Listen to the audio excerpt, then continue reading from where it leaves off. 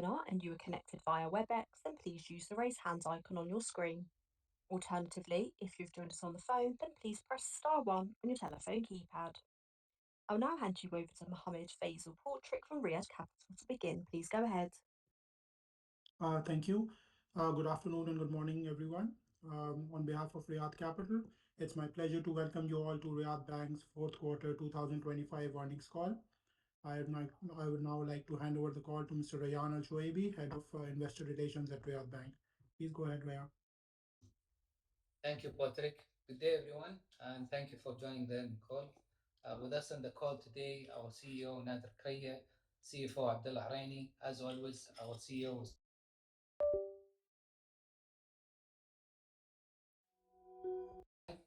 And then CFO will cover the financial performance in more details.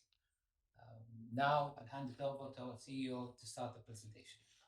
Thank you, Rayan. Good afternoon, everyone, and thank you for joining us today for the fourth quarter of 2025 earnings call. I'm pleased to be here to share the highlights of another strong quarter and the continued momentum we have seen throughout the year. In today's call, I will walk you through our key financial results and present to you the new strategic direction of the bank under Strategy 2030. Before we start the presentation, it's worth to highlight that the bank has announced the Board of Directors' recommendation to increase the bank's capital through issuance of bonus shares by capitalizing 10 billion Saudi Riyal from the statutory reserve and return earnings in equal proportion. The increase in the bank's capital is aimed to strengthen the bank's core capital structure, which will support us in achieving our new strategic directions and objectives. Now, with that, let's now go to the presentation, please. In this slide, I'll just walk you through our 2025 highlights. On the balance sheet side, we saw a solid growth. Our total asset hit 519 billion Saudi Riyal. That's up 15% year on year. This is mainly driven by a 53 billion increase in our loan book, which is 17% growth year on year. On the funding side, customer deposit grew 8% and our liabilities rose 16% year on year. When we look at the profitability, and thanks to a solid asset growth and cross-sell effort, we saw operating income rise 6% year on year, funded income up around 2%, and we had standout 20% jump in fee and other income. Our focus on efficiency is paying off. Cost to income improved to 29.6%, down 100 basis points. As a result, net income hit 10.4 billion Saudi Riyal, up 12% from the year before, and our ROE went up to 16.9%. That's 44 basis point increase from last year. This shows we have maintained a healthy, resilient position, and even with this growth, our asset quality stayed solid. NPL dropped 19 basis points to 0.79%, and coverage ratio as at a healthy 150%. Our capital position is solid, with CAR ratio at 18.4%, and liquidity is strong too. Our SAMA LDR is at 81.8. All are well within regulatory limits. Next. On this slide, I'm proud to say we have accomplished what we set out to do. We had 4 clear aspirations and we delivered. First, in profitability. We strengthened it through disciplined growth, healthy margin, and better optimization. On efficiency, we improved processes and speed up the delivery. And for being the bank of choice, we elevated customer experience and trust. And in innovation, we expanded the digital journeys and our ability to innovate. Next slide, please. These strategic improvements directly impacted positively our financial performance. So now, let me walk you through what these results look like in numbers. Our total assets grew from 310 billion Saudi riyal to 519 billion Saudi riyal. That's an 11% CAGR growth. Loans grew even faster, 14%. Net income more than doubled from 4.7 billion Saudi riyal to 10.4 billion Saudi riyal. That's a 17% CAGR growth. Our cost to income ratio dropped to 29.6%, making us one of the most efficient banks in the kingdom. And our ROE is up to 16.9%. Next, please. So as strong as we have been, we cannot stand still. The world is changing fast, from economic shifts to digital transformation and evolving customer needs. Our next strategy tackles these shifts. We have got 4 interconnected themes driving our transformation forward. First, hyperscale retail. We are going to grow our customer base through digital channels, partnering where customers already are, and building a long-term customer loyalty. Second, from strength to strength in wholesale. We are already strong, but will further penetrate global transaction business solutions, which will help us increase fee income generation. Third, AI. So AI will be at the core. This is not just a project, it's how we will operate. AI will power customer service, streamline operation, reduce risk and cost. And that's how the bank will run. Lastly, a robust core technology foundation. We are rolling out a modern banking system that's flexible, cloud native, and having tech and business working hand in hand. The foundation will let us achieve everything else we are aiming for. In this slide, so these 4 themes are the how. And now let me share with you the what. In the new strategy, we have 5 strategic pillars.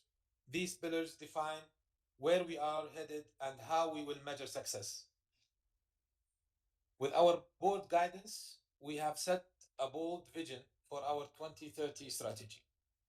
So I will walk you through these pillars. First, we focus on strong shareholder value, delivering consistent, sustainable financial performance with the profitability and total shareholder returns as our guide. Second, we are about delighting both customers and employees. It's all about creating meaningful experience measured by Net Promoter Score, NPS. Third, digital first. We will lead innovation with advanced digital solution, measuring success by our digital transaction share. Fourth, building for the future. This is about long-term growth, measured by new retail and MSME customer new to bank. Fifth, being the most trusted, resilient, and sustainable bank. Our focus is on ESG and operational efficiency. Together, these pillars form a solid framework, balancing our past achievement with a bold future and giving us a clear way to measure progress. So, to sum it up, the next 5 years will not follow the same playbook. Growth will become more competitive. Capital efficiency will matter more than balance sheet expansion alone. Fee income and the bank's franchise will increasingly differentiate performance, and the right balance between margin and market share will be critical. In short, the next phase requires a smarter, lighter, more digital, and more capital efficient operating model. That's precisely what Strategy 2030 is designed to deliver. Let me anchor this in a clear financial ambition. By 2030, we aspire to achieve high teens return on equity. These ambitions are grounded in our historical performance and supported by clearly defined operational levers.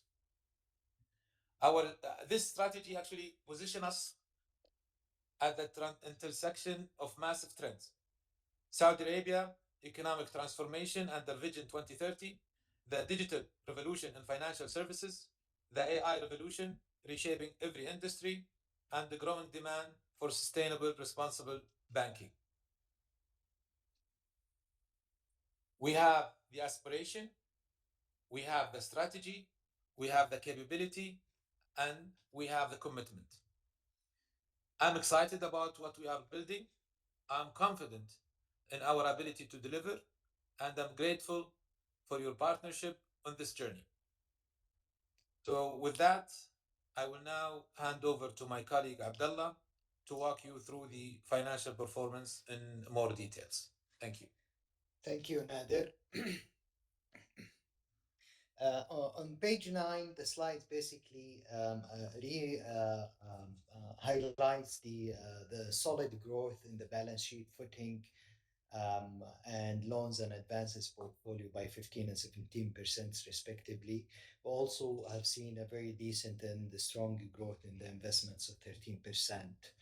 Those were primarily funded by customer deposits as well as debt securities, including various sources of instruments, and that has set us in a very strong positions to increase our and enhance our returns overall, and registering a solid profitability with a 12% net income year on year, and return on average equity to reach 16.9%. Despite the fact that margin has contracted by around 50 basis points year on year, and that has impacted the net special commission income to register a modest increase compared to the previous periods. However, these were very much supported by a very strong fee and other income generations that have contributed to the operating income growth of 6.3 for the year.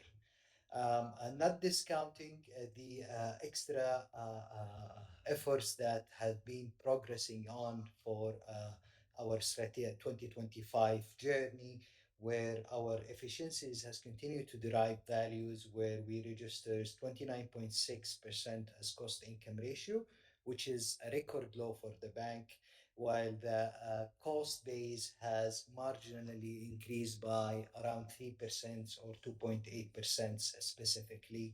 And that were on the back of a very disciplined cost management and controls. Both cost of risk and NPL has descended to a very favorable levels, where a cost of risk registered to 39 basis points and NPL ratio to 79 basis points respectively. With that, funding as well as liquidity and capitals remained at comfortable level and pretty much supports our future outlook. On slide number 10, this just to give you the key movements of the balance sheet in terms of total assets. As you can see that, which already highlighted by my colleague Nader, 53% has been booked under the loans and advances, which equates to 16.6 or 17% growth year over year. We have also opportunistically increased our investments portfolio to further support not only the diversifications, but also opportunistically to expand into a more investments instruments. The remaining parts were more or less is a fair distributions of the asset mix. The loans movement have been driven basically by the corporate and commercial loans book, where out of the 53 is around 50 billion have been recorded during the year. Retail has grown modestly by 3% or 3 billion for the whole 2025. The growth that has been recorded by the corporate and commercial book have been widely spread across the different sectors, and those sectors are the key focus and are the relevant sectors and benefiting sectors from the ongoing economic development in the Kingdom of Saudi Arabia. While continuing our efforts and plans and executions on diversifying our funding sources through different funding instruments and leveraging our funding franchise that we have established several years ago in the market, along with our approach and in approaching different customer deposits, relatively cheaper sources of funding as well. I think the overall liability movements has grown very nicely by 16%, predominantly in the domains of the customer deposits, which are in the form of interest-bearing deposits, as well as the debt securities in issues, which includes various instruments, including some capital instruments as well. Customer movements, as I highlighted, 36 billion have been in the form of IBs, which equates to 25% growth year over year, while we saw contractions in non-interest bearing deposits by 10.3 billion. And I would like to call out this 10.3 billion on the last year, full year results of 2024. We did highlight that around 7 to 8 billion of non-interest bearing deposits were in the transitory space, and this were being reserved by the bank to contain them through interest bearing deposits.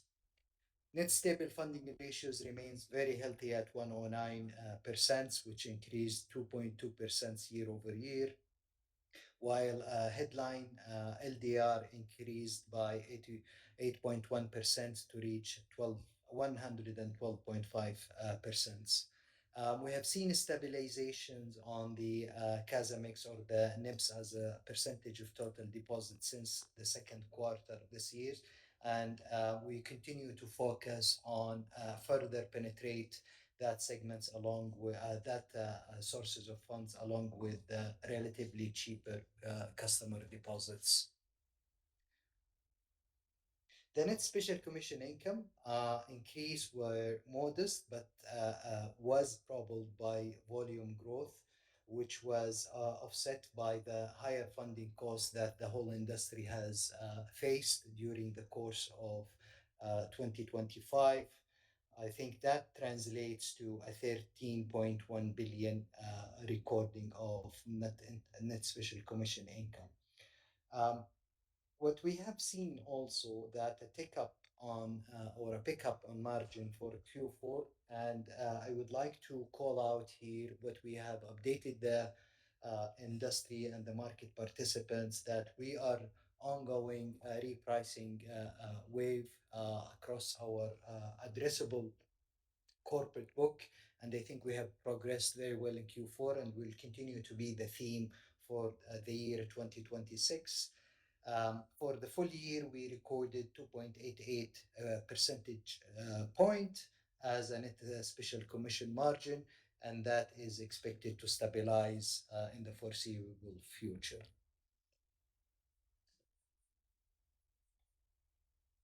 I think the momentum in fee and other income continue to be driven by our strategic focus on the cross-sell activities with an objective to continue to diversify the revenue streams and support our business models and penetrate our customers across all business groups and entities.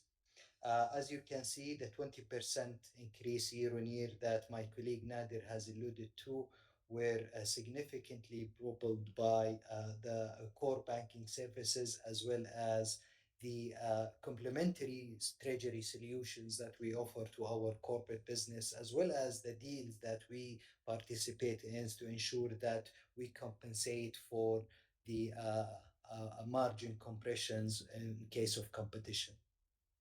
The fee from banking services on the bottom left chart is just to highlight the key components of that, which has grown very nicely to by 16%. At the same time, if we look at the trend of the fee and other income, we see that the trend has continued to be robust, although that Q3 was a very strong in terms of the quantum due to a successful completion of a couple of key transactions that we have undergone in Q3. I think our journey on deriving or diversification, increasing our revenue in general and focusing in cross sales, while at the same time derive efficiencies and productivity across the businesses, which we have highlighted at the beginning of 2024 as strategic priorities for the next 2 years, have continued to serve us very well by registering a 3.6% positive jaws on the back of all the efforts from the efficiency improvements, while at the same time we continue to focus on directing our capital investments allocations to our people and infrastructure in general, and penetrating our and integrating our digital capabilities. This is just to give you a waterfall on the key movements of the cost base. As you can see that the employee related has modestly grown around 2 to 3%, and the depreciation as an expense has increased as per the capitalizations has started to kick in from our previous investments. Quarterly expenses, if we look at the past 5 quarters, we see an overall declining rate by 3%, which sets us in a very nice positions to achieve our strategic target of having below 30%, which is in this case 29.6%. The strong recoveries that we have started to see during the course of 2025, and we continue to focus on, has been a key areas of focus on making sure that we complement our risk management processes and sound assets quality processes by optimizing our or lowering our cost of risk to the level where we are comfortable with. In that case, we have registered 39%. It's worth mentioning that the recoveries were a record. What you see here is the 300 million equivalent, which is 51% growth year over year. But if we count the NPL recoveries that we have done, it is even much more than two-folds of this figure. NPL ratios registers a very low and healthy level of 79 basis point, and that were as a combination between both the provisioning as well as the asset growth and write-off as well. Coverage ratio has reached again to the 150% level, which we believe that it is sufficient at this stage, with an appropriate staging coverage across the whole 3 stages. Putting it all together, I think that was the conclusion of registering a record profits for the bank history, 10.4 billion, which equates to 11.7 or 12% year on year, and with a record total operating income of 18.4 billion, 6% year on year, were very much supported by strong assets quality, strong profitability metrics of 16.9% return on average equity and 2.14% on return on average assets. As highlighted by my colleague Nader, capitalizations remains healthy and they are above regulatory minima. The regulatory capital grew by 11% on the back of a very strong internal capital generation velocity, as well as the risk-weighted assets continue to grow faster than the total capital, regulatory capital, but that on the back of our very strong balance sheet growth, supported by a strong growth in our trade finance business, which typically are in the form of off-balance sheet. Capital ratios, Tier 1 stood at 16%. We see common equity Tier 1 inching up to 13.6%. And I think what my colleague Nader mentions at the beginning on the internal capitalizations or the bonus share or issuance proposed by the board of directors will continue to strengthen our common equity Tier 1, and that would set us in a very good positions to execute our strategic plan for 2030.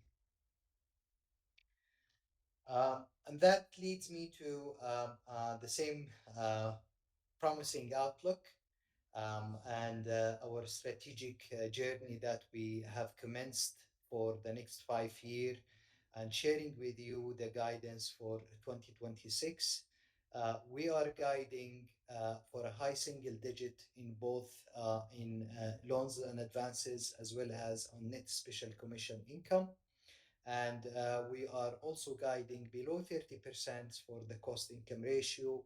And it's worth highlighting that although that we have recorded 29.6% for 2025, we are very vigilant around the first year of our strategic execution for our next horizon, where a lot of front-loaded investments are planned for, and that also would provide us above 16% for ROE for the first year of execution.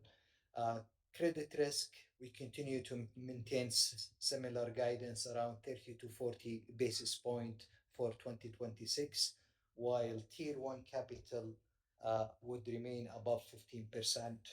And throughout, I think the medium horizons or the strategic horizons that we mentioned and highlighted by my colleague Nader, we aim for high teens as an ending journey for our next 5 years as a general guidance for the outlook. With that, I will hand over back to my colleague. Operator, back to you for the Q&A session. Thank you. We will now begin the Q&A session. If you would like to ask a question and you have joined the call via WebEx, then please use the raise hand icon on your screen.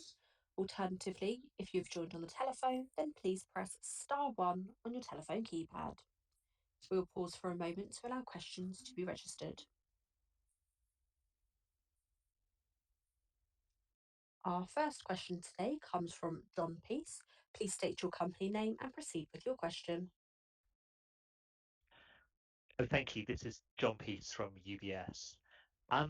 So my first question, please, is on the 2030 goals. I apologize, the line cut out a little bit. I heard you say that you were targeting a high teens return on equity. I wondered if there were any other elements to financial guidance, for example, the loan growth or the dividend payout that you expected over the period. And then could I ask a question, please, about asset quality? You continue to have that number one share in SME lending, yet your NPLs are still very low. And I notice also your coverage historically has been a little bit lower than peers. Could you just remind us about why the asset quality of that book is so good? Is it, perhaps you can remind us the share of kafala loans, but also are you targeting larger MSMEs, which tend to be a little bit lower risk? Thank you. Thank you very much, Opis. If you allow me just to comment on the first question, Yes, our strategic plan targets high teens, probably at the high end of the high teens. I think it's more importantly is that we recognize the volatility of the foreseeable future that we're in. I think we our plan is built on scenarios, and these scenarios have different assumptions, and I think might be a little bit immature at this stage to provide a solid CAGR on how the loans and the key metrics would look like, because the base year, I think the first year would be a very probable the next 18 to 24 months to establish how is the momentum is going to be. So I think there are lots of moving variables, but I think what we are focused on is how we are being more resilient through different scenarios, whereby we land on our ultimate objectives and executions capacity. I think down the road in the next periods, I think in the after the first or second year of execution, we would have more solid scenarios on the forming basis of the global trends, particularly, as well as the key fundamentals evolutions that we are monitoring very closely. However, but we are very well positioned to capture this. We think that we can create that value. We do have different tools and means, and we are also at the same times directing significant investments on some choices, strategic choices that will give us also some levers and leeways around different scenarios. That's with respect to the first question. The second one, with respect to the asset quality, yes, we are market leader, and probably I think we have more than 2 decades of experiences on that segments. We have a lot of experiences with that segments. We have lived through different cycles with that segments, and also we were the early mover to kafala, and that translates our largest share with kafala, and that segment has been very well tested over the past 4 years post COVID. And I think what we are remaining with are those of better quality than what we have witnessed in the pre-COVID. And the kafala are performing on a good basis. And I think the only difference that kafala would require a further processes in order to have the recoverability amount when those exposure goes to a level where they are not able to service their debts. I think we had been, I think, handling these accounts very diligently and delicately. We have seen spikes in the past, but those spikes on the size of the portfolio are pretty much manageable. And I think whatever cost of credit that we're incurring there on a risk-adjusted basis, still the returns are very attractive. So that explains what is our position in kafala. Kafala, we have roughly around 11 billion of worth of an exposure, and that's constitute roughly, I would say, around 12% of the total MSME portfolio. I think our biggest exposures are in the middle and the upper ones, and I think that's what we do have really an excellence position on. And we continue to penetrate the micro as we go and further penetrate the digital capabilities that we have been building and will continue to build on the micro side. So that's with respect to the MSME and the asset quality. On the last part of the questions on the coverage, as you know, we're a leading corporate bank. We're a leading trade finance house for decades, and our loan book is roughly around 73% or more in the form of corporate and commercial, and around 27% in the form of retail.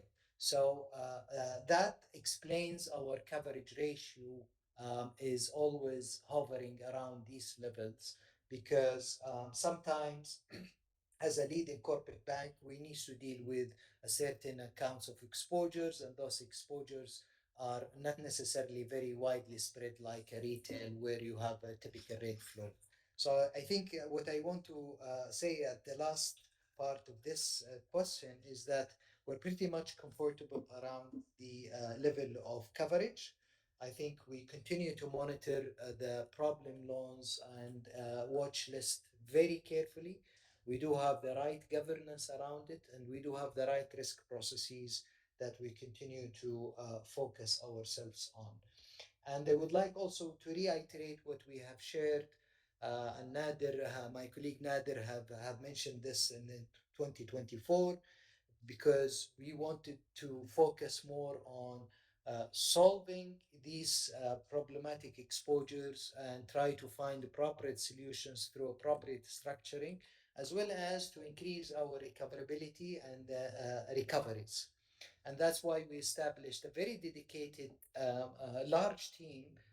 We called it inside the special assets teams, whereby these have proven to be very effective, and we have seen the results actually in 24 and 25. Thank you. Very clear. Thank you very much. Thank you. Our next question today comes from Naresh Bilandani. Please state your company name and proceed with your question. Yes, thank you. It's Naresh Bilandani from Jefferies. Thanks a lot for the presentation. I have three questions, please.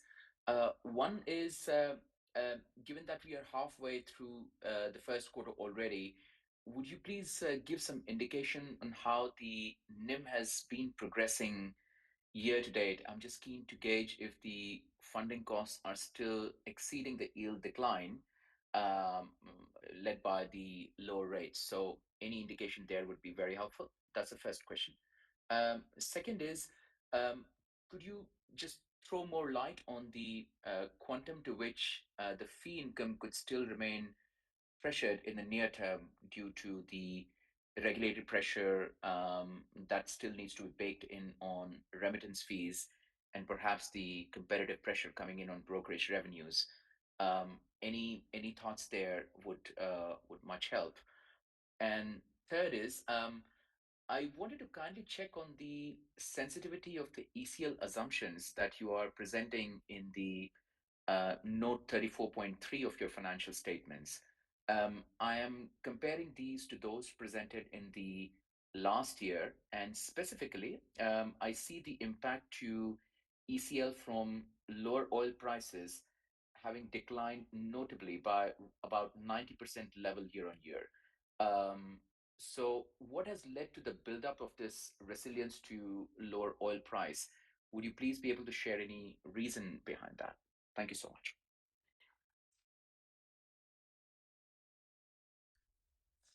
Okay, I will start by answering the first question regarding NIM. We expect NIM to stay flat or to improve a little as we are optimizing our balance sheet and asset allocation to improve returns. We are also continue to execute on the repricing activities that we already started last year. We are doubling down on the cross-sell activities. We had a record year last year on cross-sell income, and we are improving efficiencies across the bank. Um, Also, we are focusing on attracting lower cost deposits. Uh, and I think although these initiatives, NIMS, would stabilize or we expect it to improve, but not in a big margin. And for the rest of the two questions, I will leave it to Abdullah. Right. Thanks, Nader. Thanks, Naresh. With regards to the quantum of the fees on these regulatory, the consumer and payments, and it's one, I think the annual impact that we have assessed, it could be as high as 1% of the total, which in our view is very manageable. through different means, including but not limited with is factoring really that impact into our pricing. I think the volume, particularly that our retail growth over the past 2 years were not at a very high level. So there are volumes lead that can be compensated.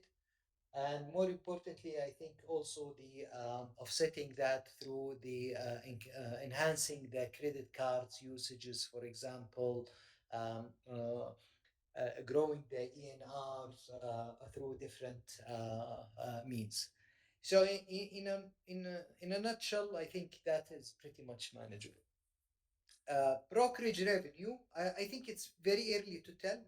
We saw that um, uh, uh, at least that I'm aware of, one of the companies that they are offering it for free in Leo and that. But we have seen also we are vigilant around the market. But I think it's very early to tell.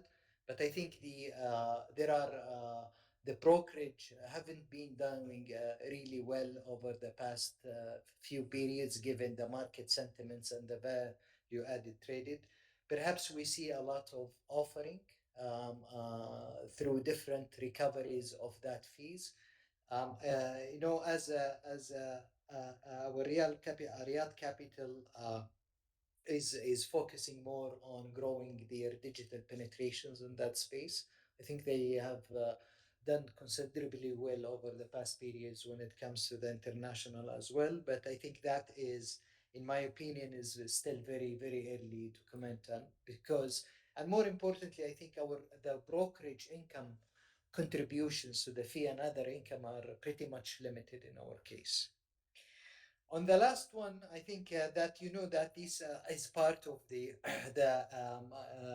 economic credit loss models scenarios where you have built some macro effects and etc. I think the key part here is there are different scenarios that goes into that one. I think there are scenarios that have already been incorporating using the latest different independent sources as well, including international institutes, but also reflects the fact that volume growth of the oil productions and the export growth, and more importantly, and I think as the Saudi economy has been transforming over the past few years, the dependency that we see on the volatility in the oil price and the impact of that on the economic development has significantly divert. And I think that is a contributions of that. But there are multiple factors that implement that. But I think the most important thing that I would like to highlight, these go through different iterations of an independent reviews, including but not limited with a completely professional company that is completely independent from the bank. Thank you. Got it. Got it. Thank you. Just one very quick follow-up. Abdullah, you mentioned the Q3 fee income was abnormally strong due to certain transactions. So, in light of the answer that you provided, is the Q4 fee income of 802 million that you reported in the fourth quarter, is that likely to be a much more normalized run rate, or there could still be pressure coming through in the second quarter as even if the small impact, but the remittance fees are still in lower remittance fees are still incorporated in this number? Thank you, Naresh. We always work on a cutoff date. So, for example, what I meant by Q3, there were transactions should have concluded in Q1, at least one that I'm aware of, sizable, but that has shifted towards the month of July. I think that has inflated that one. With the second part of the question, is that a normalized one? I think it's a bit early to assume that, because I think particularly this quarter we're having some seasonal positive effect and some seasonal negative effect in overall sales and other services activities. But more importantly, I think we have consistently being delivering that if we don't do it or we don't capture it for reasons that is beyond us, we try to compensate it from elsewhere. Got it. Thank you very much. You're welcome. Thank you. Our next question comes from Murad Ansari. Please state your company name and proceed with your question. Yes, hi, good afternoon. This is Murad Ansari from GTN. Thank you for the presentation. So a few questions, three questions. Firstly, on loan growth, you're guiding towards a high single-digit growth. I just wanted to put the 2025 growth in perspective, as in that there was very little growth on the retail. Is that the blueprint we should expect for 2025? And also, if you could comment on the mortgage book. I mean, it's been a slow year. SAMA data for December was relatively weak compared to last 2024 December, despite all the activity that was there. So, just your thoughts on consumer and mortgages. My second question is on the dividend for the second half. So typically, over the last 4 or 5 years, your final dividend for the year has been higher than your interim dividend. This time, you've given a combination of cash and stock dividend. Just wanted to understand. Obviously, I mean, this is to strengthen capital ratios, but I mean, should we see this as kind of base going forward, or this cash dividend cut versus last year kind of covers the capital needs that you have. And related to that, I mean, just on the RWA intensity, I mean, at 91%, you are relatively Riyadh is relatively high compared to peer banks. I mean, is there more room for RWA optimization? Um, and lastly, on the funding side of the equation, so just want to get your sense. I mean, you've said you've been able to sustain CASA ratios over the last couple of quarters. Liquidity situation apparently or as we hear, is slightly better. I mean, as we go into 2026 and over the 2030 strategy, how do you expect the funding mix to evolve? I mean, is there room for this CASA mix to improve? Are the best years behind us? And in terms of funding, will there be more issuances on senior debt or AT1 or Tier 2? Thank you. Uh, Thank you, Murad. Regarding your first question, uh, although we are guiding lower on asset growth or loan growth, but we will be focusing going forward in high value and value added assets and investment. As I said earlier, we will optimize the asset allocation to improve returns this year, and we continue to execute on repricing activities, and we will double down on these cross-sell activities. But more importantly, I think we will be focusing on more investment rather than asset growth. And again, efficiencies will be focus for us in 26. Okay, thank you. Murad, I try to write down all the questions, but in case if I miss one, please feel free to jump. Sure.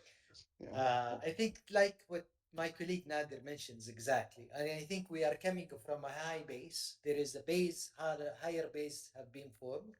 And I think we have been saying this over the last 6 months that we do expect the market in 26 to decelerate to high single digit to at best low double digit. And I think that is what we are expecting, and we will continue to derive the best value out of it as highlighted. When it comes to the mortgages, I think it follows the same point that Nader has mentioned. Okay, we will focus on whether if we see value on the current mortgage outlook or the offering or the products and the yield out of it and the collective given the from an assets allocation perspective, we will continue to pursue because I think we look at the whole thing from a value perspective. So I think that is the key determinant factors in how we are growing our book. In terms of the, you mentioned about the dividend. Uh, I think I would like to take the liberty to remind the investor community when the last time that Riyad Bank has issued bonus share for its shareholders. It was in 2014. So probably I think we have seen over the last two cycles that the average durations that banks do that probably is around 4 to 5 years. We have seen that is changing towards a shorter durations. I think the key message here is that we had been into a growth trajectory since to the first phase of transformation 2017 where we had a leapfrog for until 2020 and then this 2025 strategy from 2020-25. I think we had been very consistent in delivering a very strong shareholders returns, and I think we had been very consistently and sustainably growing our also dividend streams over time. I think the board of directors sought to know, I think given the new horizons that we are embarking on, it might be, I think, the most options that we continue to provide this window of recapitalizations while at the same time achieving for the year a very decent payout ratio. I think going forward, this will continue to be guided in the same guiding principles that we have shared 5 years ago or more with the investor community. We need to have a sufficient capital to execute our strategic plan, and we need to have adequate capital reserves. We need also to consider progressive dividends for our shareholders and total shareholders returns. So the guiding principles on balancing these multiple objectives are still intact. With respect to the market outlook on the mortgage, I think the mortgage has definitely slowed down over the last 2 3 years compared to the previous periods where we saw a very strong growth, and that's as expected, and particularly also with a high interest rates environments, and after that a very high inflationary environments that are being hitting the global geographies, which has also contaminated some of the inflations on the development cost. So I think that sectors will continue to be under our monitoring, and it is an integral part of our book. Just to highlight that our mortgage book now constitute 18% of our total loan mix, and it remains a strategic assets for us. But also we need to look at the value on overall value that from that particular product. Did I miss something, please? Because Yes. that's what it. So funding mix. Yeah, the How do you funding expect mix. that to work? I think if you look um, from 10 years or 15 years earlier, I think 97% or so, not more than 95% of the consolidated banking balance sheet are funded by purely customer deposits, out of which more than 70% of that are on non-interest bearing deposits, which have been there for a while. I think what we have seen a strategic shift, particularly post 2018, and then we had the COVID-19 effect, and then we had started to see the funding gap between loans and deposits, and that's where a more modernizations of the market funding comes into the play. As we speak, still the wholesale funding represents very, very يعني, conservative levels compared to the regional and global benchmark. We do expect some development in that one, but I think what is very important from our perspective is to make sure that the funding risk as well as the assets liability mismatch and the diversifications as well as the dependency on a single or certain sources of funding does not exceed our threshold and our risk appetite. So we do expect more liberalization, but also I think that might not change the mix percentage per se, but I think the relevance might be higher. Thank you so much, and all the best for 2026. Thank you very much. Thank you.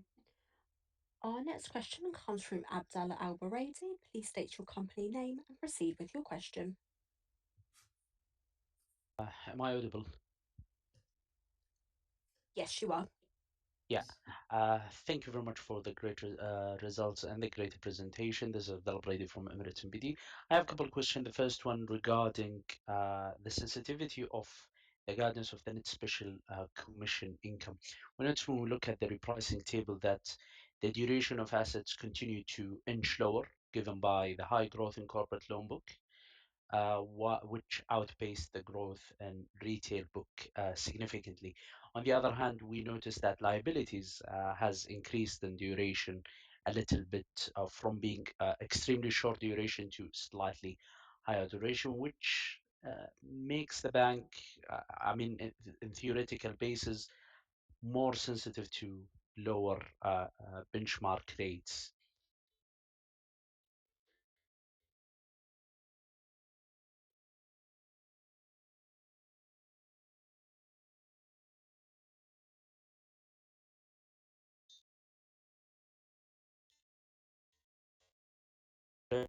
How confident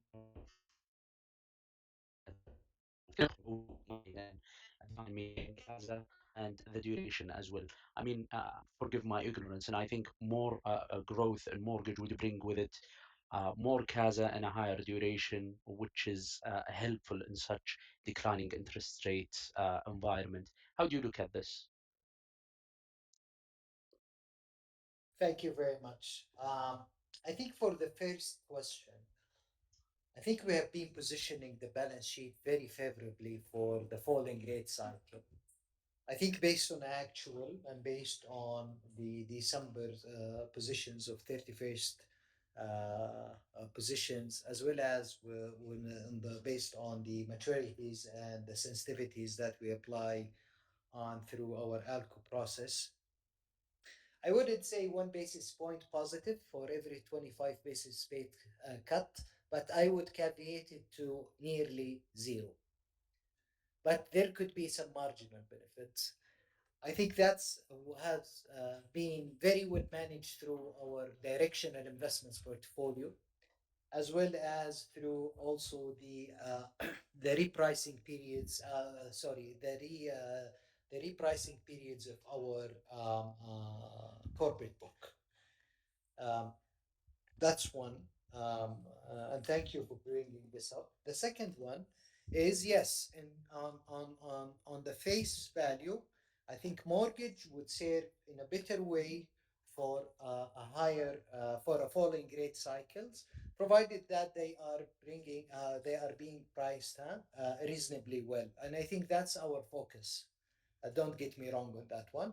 And I think the level or the type of mortgages would have a different impacts on the different of CASA that they bring. So if we go to the low buckets mortgage businesses, I think the level of CASA is almost not that great or negligible. But when we do our focus and we are geared towards our the non-REDF, the affluent and the upper mass segments, I think that's what we are targeting. That has a positive implications.